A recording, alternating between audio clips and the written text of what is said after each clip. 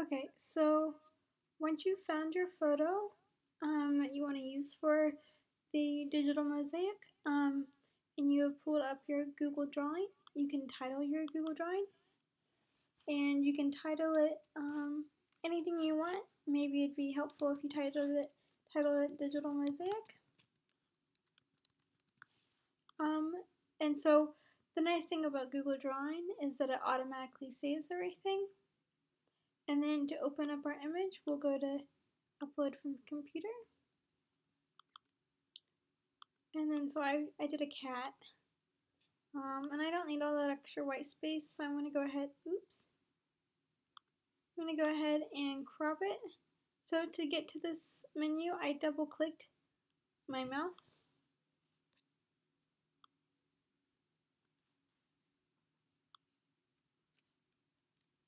Okay. So then when you click on it, you can sort of move it around wherever you would like.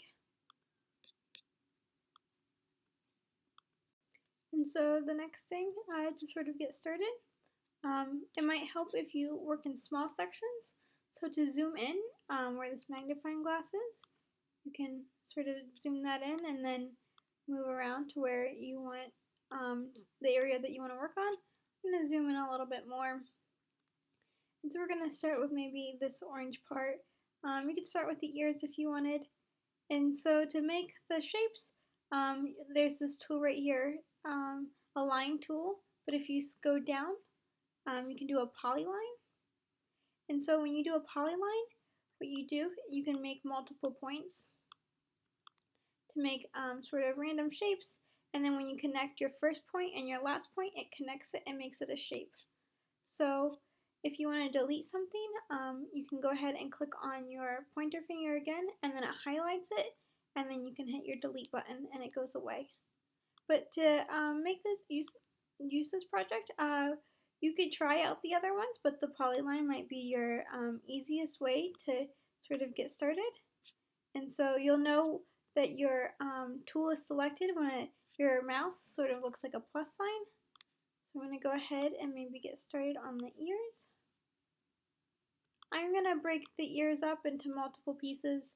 It's up to you how many shapes you want to be made up of your object or animal, but I'm going to do sort of smaller pieces and not do maybe like a whole triangle for just the ear. So now that my shape is now that my shape is selected, there's the fill color and the border color at the top. And so the border color will be that line. So if we look at mine, there's that black line that goes around it. And then the fill color is what's going to be the inside.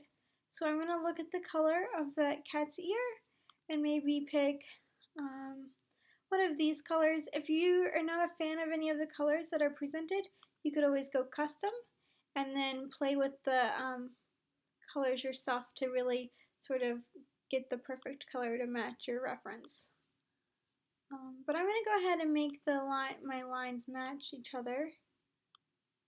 And you can move it and sort of adjust it as you need to.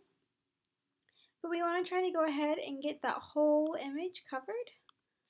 We don't want to see much of the image behind it. But we also want to make sure that we're leaving space in between our lines to make it mosaic.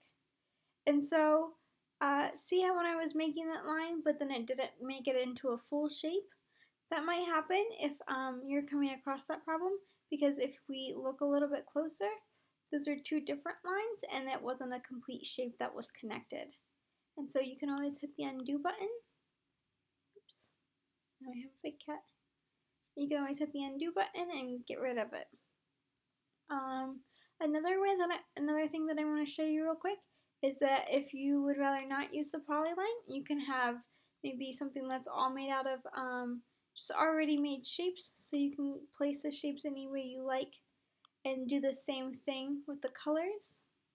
That's another way of working with this. Or you could choose all one shape, or if you wanted, you can mix up the shapes. So that might create for a little bit more interesting look. I don't know, it's up to you. Um, and so then you can try to get those color variations um, within your object. And then when you click on it, you can move it around as well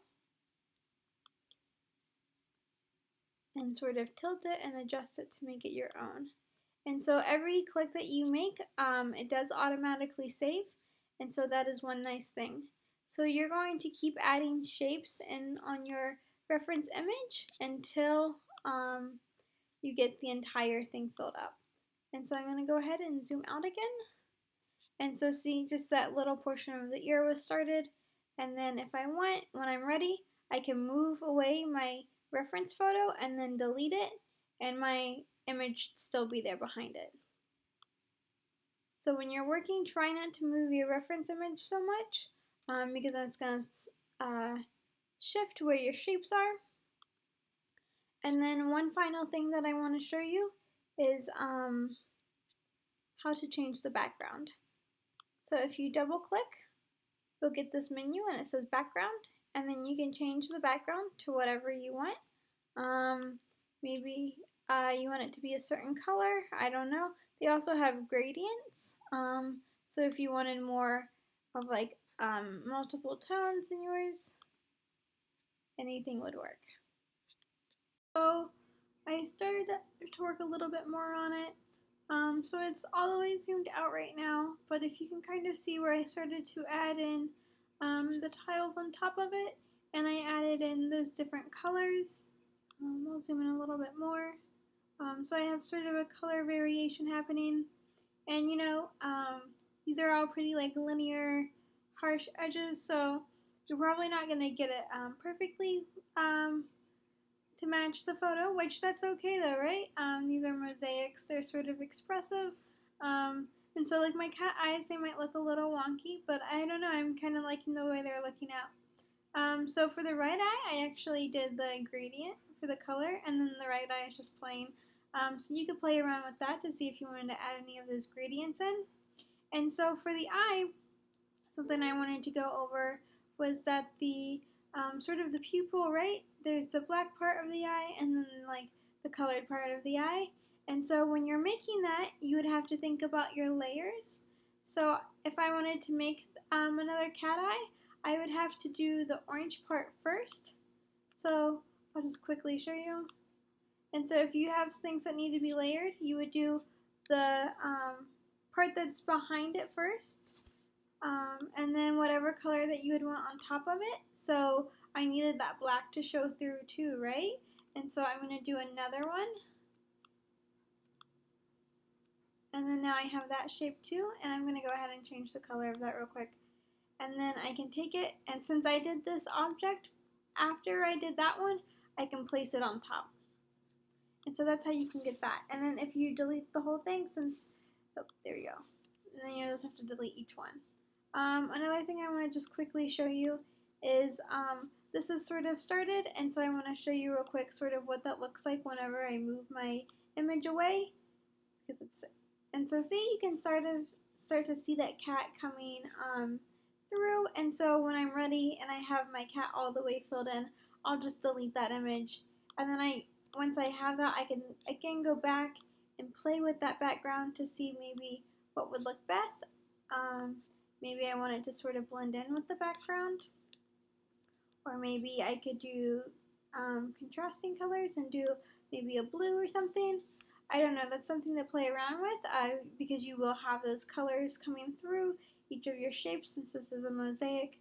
And then if you want, if you move your image away and you can't get it perfectly lined up again, you can just hit undo and it'll go right back to it.